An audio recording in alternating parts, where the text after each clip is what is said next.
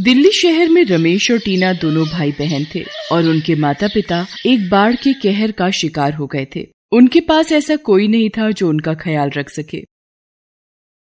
एक दिन वो दोनों खाने की तलाश में एक गली से दूसरी गली भटकते रहते थे। रमेश अपनी बहन टीना से बोलता है, दीदी मुझे बहुत भूख लगी है। आज सुबह से कुछ खाने को नहीं मिला है। मुझसे और भूख बर्दाश्त नहीं हो रही। रमेश बस थोड़ा और इंतजार कर, हमें कुछ खाने को मिल ही जाएगा। तू चिंता मत कर, चल हम दूसरी गली में चलकर देखते हैं। दूसरी गली के बाहर एक गेट लगा हुआ था। उसके पास ही एक चौकीदार बैठा हुआ था। रमेश और टीना गली के अंदर जा ही रहे थे, तभी उन दोनों को वहां बैठा चौकीदार रोकता है। अरे अरे, कहाँ जा रहे हो? हैं? चलो निकलो यहाँ से, चलो।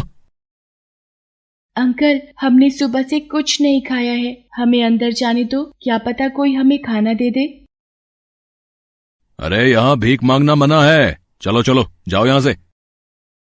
दोनों बच्चे उदास होकर वहां से चले जाते हैं। तभी वो दोनों बच्चे चलते चलते एक घर के बाहर पहुंचते हैं। वहां एक महिला थी। माताजी, कुछ खाने के लिए दे दो ना, बहुत भूख लगी है। मेरे भाई ने कल से कुछ नहीं खाया है। चलो चलो भागो यहाँ से, पता नहीं कहाँ कहाँ से आ जाते हैं, इनका तो काम ही यही है। वो औरत भी उन दोनों को कुछ नहीं देती और अपने घर से भगा देती है। रमेश भूख से बेहाल हो रहा था। सुबह से चल चल कर थक गया था। चलते चलते वो दोनों एक बड़े से घर के सामने आकर रुक जाते हैं और आवाज लगाते हैं, सुनिए, कोई हमें खाना खिला दो। सुनिए, घर में कोई है क्या? क्या कोई हमें खाना दे सकता है? हमने कल से कुछ नहीं खाया है।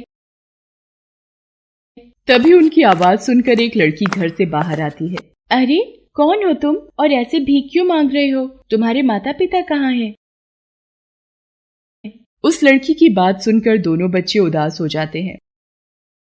हमारे माता पिता नहीं रहे, हम दोनों अकेले हैं, इसलिए हम भीख मांग रहे हैं। क्या हुआ आपके माता पिता को? हमारे गांव में 2 दिनों से बहुत तेज बारिश हो रही थी और पास ही बने बांध में पानी का स्तर भी बहुत बढ़ गया था। इसी कारण मेरे पिता ने मेरी माता से कहा था, सरला, हमें जल्दी ही इस गांव से निकलना होगा। पानी का स्तर बहुत तेजी से बढ़ रहा है। मैंने सारा सामान बांध लिया है, हमें अब यहाँ से निकलना चाहिए। टीना बेटा, तुम अपने पिताजी के पास जाओ, रमेश को मैं उठा लूंगी। सभी गांव वाले अपने अपने घर छोड़कर जाने लगे थे। पानी का स्तर बहुत तेजी से बढ़ रहा था। मोहन और सरला अपने बच्चों को लिए आगे बढ़ रहे थे। तभी उनके पास एक बोट आती है। देखिए, अभी बोट में बैठने के लिए कोई जगह नहीं है, आप दूसरी बोट का इंतजार करिए, ठीक है? पानी का स्तर बहुत बढ़ गया है साहब, आप हमारे बच्चों को ही बस बैठा लीजिए। वो सिर्फ हम दोनों को ही बोट में बिठा लेते हैं, हमारे माता पिता वहीं रह जाते हैं और हमारी बोट जैसे ही आगे बढ़ती है, दूसरी ओर गांव में बना हुआ बांध टूट जाता है और पानी का सैलाब सबको अपने साथ बहा कर ले जाता है। उसी बाढ़ में हमारे माता पिता भी बह गए थे। अभी हमारे पास ना तो घर है और ना ही खाने के लिए खाना। अच्छा, तुम दोनों यहीं रुको, मैं तुम्हारे लिए कुछ खाने के लिए लाती हूँ। ये कहकर वो लड़की घर की ओर खाना लेने चली जाती है।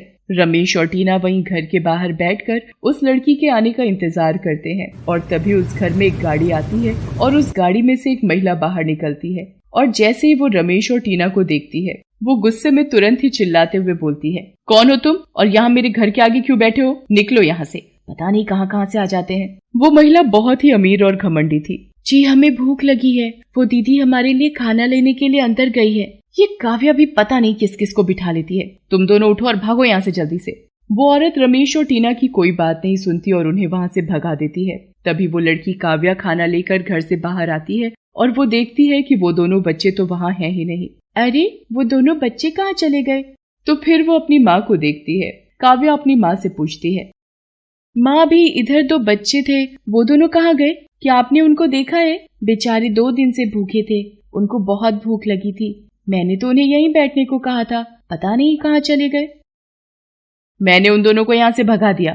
तो ऐसे किसी की भी बातों में मत आया कर। तुम्हें ये कितनी बार समझाया है, ये सिर्फ गरीब दिखते हैं लेकिन ये बहुत चालाक होते हैं। मौका मिलते ही चोरी करके रफू चक्कर हो जाते हैं। माँ, वो दोनों बहुत अच्छे थे। उन बच्चों के माता पिता बाढ़ में बह गए थे। अब उनका कोई नहीं है, इसीलिए वो भीख मांगकर अपना गुजारा कर रहे हैं। काव्या की माँ उसकी बात नहीं सुनती और वो दोनों घर के अंदर चले जाते हैं। काव्या भी अपने कमरे में चली जाती है, लेकिन अभी भी काव्या उन बच्चों के बारे में सोचती रहती है। पता नहीं उन बच्चों को कहीं खाना मिला होगा भी या नहीं। और काव्या भगवान गणेश जी से प्रार्थना करती है, हे गणेश जी, जैसे आप मेरा साथ देते हो वैसे ही उन बच्चों पर भी अपनी कृपा करना। और दूसरी तरफ रमेश और टीना खाने के लिए दर दर भटक रहे थे। दीदी मैं बहुत थक गया हूँ, चलो ना कहीं हम बैठ जाते हैं। ठीक है रमेश, अगर कोई पेड़ दिखेगा तो हम इस पेड़ के नीचे बैठकर थोड़ी देर आराम कर लेंगे। ये कहकर वो थोड़ी दूर आगे बढ़ते हैं, तभी उन्हें एक पेड़ दिख जाता है और वो दोनों उस पेड़ के नीचे बैठ जाते हैं। दीदी हमें कोई भी खाना नहीं देगा तो हम ऐसे ही भूखे मर जाएंगे। रमेश तू यहीं आराम कर, मैं उस मंदिर के पास जाकर देखती हूँ। ये कहकर टीना मंदिर की तरफ जाती है। तभी उसे रास्ते में एक औरत मिलती है। वो एक फूल वाली थी। उसके ठेले का पहिया एक गड्ढे में फंस गया था। टीना उसके पास जाती है। क्या मैं आपकी मदद करूं? हाँ बेटा, मेरे ठेले का पहिया इस गड्ढे में फंस गया है, तुम मेरे साथ इसको धक्का लगवा दो। टीना उस औरत के साथ ठेले पर धक्का लगवाती है और ठेला गड्ढे से बाहर आ जाता है। धन्यवाद बेटा, क्या नाम है तुम्हारा? मेरा नाम टीना है आंटी। क्या आपके पास कुछ खाने के लिए है? मेरा भाई बहुत भूखा है। बेटा अभी तो मेरे पास कुछ नहीं है। क्या तुम यहाँ अकेले हो? हाँ, हम दोनों भाई बहन ही एक दूसरे का सहारा हैं। ये बात सुनकर उसको उन पर दया आ जाती है। मेरा नाम सुधा है, तुम मेरे साथ मेरे घर चलो, मैं तुम्हें वहाँ कुछ खाने को दे दूंगी। मेरा घर यहीं पास में है। टीना और रमेश सुधा के साथ चल देते हैं। वहाँ पहुंचकर सुधा उन दोनों को खाना देती है। दोनों बच्चे खाना खाने लगते हैं। उनको खाना खाते देखकर लग रहा था कि वो दोनों कई दिनों से भूखे हैं और उन्होंने कुछ नहीं खाया। दोनों की हालत देखकर सुधा की आंखों में आंसू आ जाते हैं। धन्यवाद आंटी जी। धन्यवाद बेटा मेरा नहीं, गणेश जी का करो, क्योंकि उनकी ही कृपा से हम मिल पाए हैं। मैं भी अकेली हूँ इस दुनिया में, पर अब हम सब मिलकर एक साथ रहेंगे। टीना और रमेश ये सुनकर बहुत खुश हो जाते हैं। उसी दिन से वो तीनों साथ में रहते हैं और तीनों ही फूल बेचने भी जाया करते थे और वो एक परिवार के रूप में प्रेम से रहने लगे।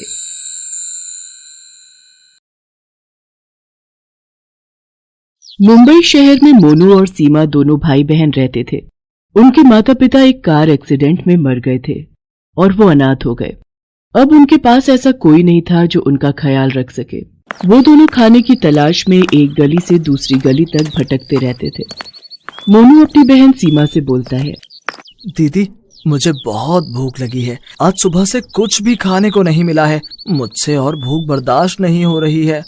मोनू बस जल्दी ही हमें कुछ खाने को मिल जाएगा, तू चिंता मत कर, चल हम दूसरी गली में चलते हैं। दूसरी गली में बच्चे चलते चलते एक घर के पास पहुंचते हैं। वहाँ एक महिला थी।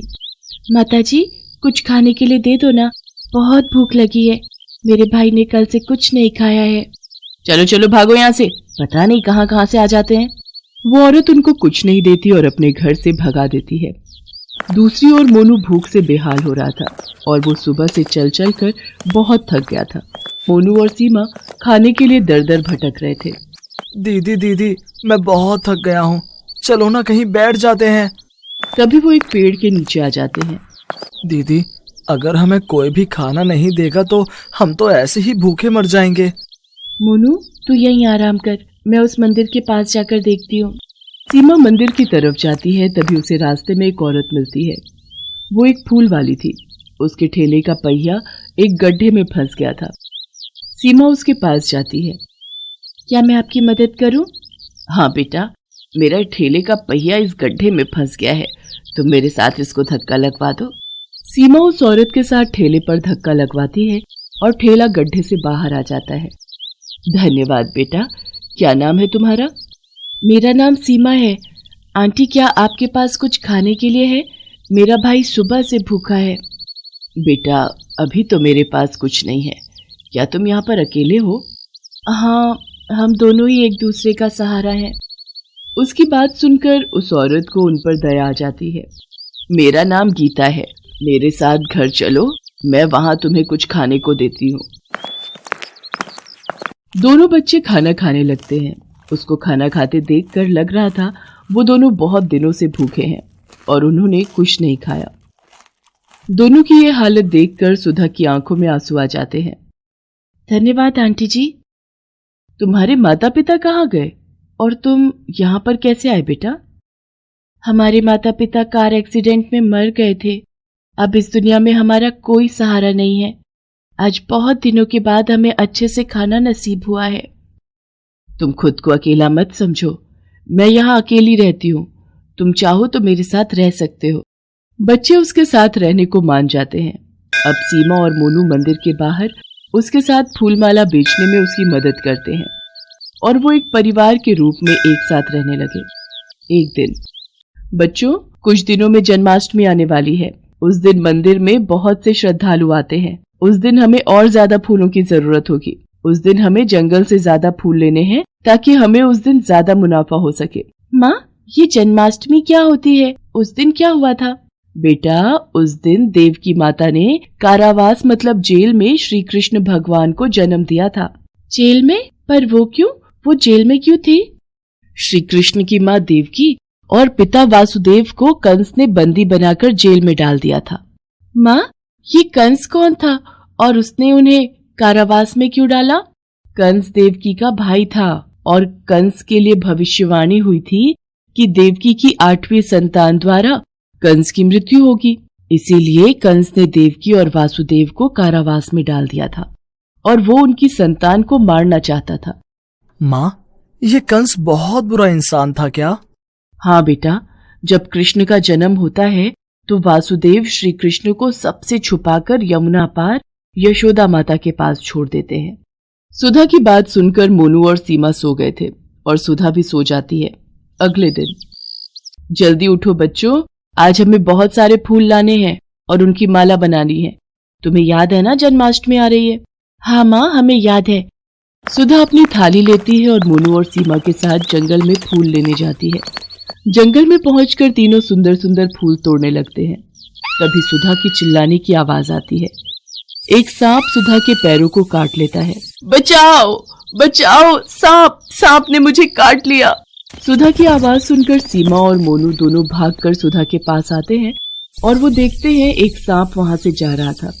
माँ जी, आप घबराओ नहीं, हम अभी आपको डॉक्टर के पास लेकर जाएंगे। आपको कुछ नहीं होगा। मोनू, तू जल्दी जाकर किसी को बुला कर ला, हमें जल्दी इनको डॉक्टर के पास ले जाना होगा। मोनू भागता हुआ जा रहा था, लेकिन जंगल में दूर दूर तक कोई दिखाई नहीं दे रहा था। कोई है, बचाओ, बचाओ, मेरी माँ को सांप ने काट लिया है, कोई हमारी मदद करो। तभी अचानक वहाँ एक लड़का आता है और मोनू को बोलता है, अरे कहाँ है तुम्हारी माँ, चलो मेरे साथ। और मोनू उस लड़के को अपनी माँ के पास लेकर जाता है और सीमा उनके पास बैठी हुई थी और रो रही थी और वो मदद के लिए चिल्ला रही थी। अरे ये तो बेहोश हो गई हैं, इनको जल्दी डॉक्टर के पास लेकर जाना होगा। डॉक्टर, इनको सांप ने काट लिया है, आप जल्दी इनका इलाज कर दीजिए। डॉक्टर सुधा का इलाज करते हैं और जल्दी ही सुधा भी ठीक हो जाती है। जब सुधा को होश आता है तब सीमा और मोनू सुधा के पास ही बैठे थे। तुम दोनों ने मेरी आज जान बचा ली। नहीं माँ, आपकी जान हमने नहीं, उस भाई ने बचाई है जो आपको यहाँ लेकर आए। मोनू उस लड़के को देखने बाहर जाता है और वो देखता है वो लड़का वहां से जा चुका था। फिर वो तीनों घर चले जाते हैं। रात के समय, बच्चों, कल जन्माष्टमी है और मैं तो फूल तोड़ने नहीं जा पाऊंगी। अब तुम दोनों को ही कल सारा काम करना होगा। क्या तुम दोनों फूल तोड़कर मंदिर में बेचने जाओगे? हम दोनों कल फूल भी ले आएंगे और मंदिर के पास बेचने भी जाएंगे। अगले दिन मोनू और सीमा सुबह सुबह उठते हैं और सुधा से बोलते हैं, माँ, हम जंगल में फूल लेने जा रहे हैं, वहीं से मंदिर चले जाएंगे और वहीं कुछ खा लेंगे। ठीक है बेटा, पर अपना ध्यान रखना, जंगल में जहरीला सांप भी है। फिर मोनू और सीमा ठेले को लेकर जंगल में चले जाते हैं और वहां फूल तोड़ने लगते हैं। मोनू, तुम ध्यान से फूल तोड़ना, यहाँ कल की तरह सांप भी हो सकता है। तभी वहां कल वाला लड़का आ जाता है जिसने उनकी मदद की थी सुधा को हॉस्पिटल ले जाने में, और उसके हाथों में एक माखन की मटकी थी। अरे भैया आप, हम यहाँ फूल लेने आए हैं, आज जन्माष्टमी है, हम फूल ले जाकर मंदिर में बेचेंगे। मोनू उसके हाथ में इतना सारा मक्खन देखकर बोलता है, अरे इतना सारा माखन तुम खाओगे? माखन तो बहुत स्वादिष्ट होता है। वो लड़का मोनू और सीमा को भी मक्खन देता है और उनके साथ फूल भी तोड़ता है। उनका पूरा ठेला फूलों से भर जाता है। भैया, अब हमें जाना होगा, लोग मंदिर में आना शुरू हो गए होंगे। और वो दोनों वहां से आ जाते हैं। मंदिर में जाकर दोनों फूल बेचने लगते हैं। फूल ले लो, फूल, ताजे ताजे फूल ले लो। ऐसे उन दोनों के सारे फूल बिक जाते हैं और आज उन्होंने पहले से भी ज्यादा पैसे कमाए। फिर वो दोनों घर आ जाते हैं और सुधा को सारी बात बताते हैं कि आज कैसे उस लड़के ने उनकी मदद की और उनको खाने को मक्खन भी दिया, और मंदिर में भी उनके फूल सबसे पहले बिक गए और उनको ज्यादा मुनाफा भी हुआ। जय श्री कृष्णा। ये सब ठाकुर जी का कमाल है बच्चों। खुद श्री कृष्णा तुम्हारी मदद के लिए आए थे और तुम दोनों को प्रसाद देकर गए। क्या श्री कृष्ण भगवान खुद हमारे पास आए थे? तो क्या वो भैया श्री कृष्ण भगवान थे? हाँ बेटा, वो खुद मुरली मनोहर तुम्हारे पास आए थे और तुम्हें माखन खिला कर गए। फिर वो तीनों श्री कृष्ण भगवान का धन्यवाद करते हैं और रात 12 बजे जब श्री कृष्ण भगवान का जन्म होता है तब वो तीनों मंदिर जाते हैं और उनकी जय जयकार करते हैं। जय श्री कृष्णा।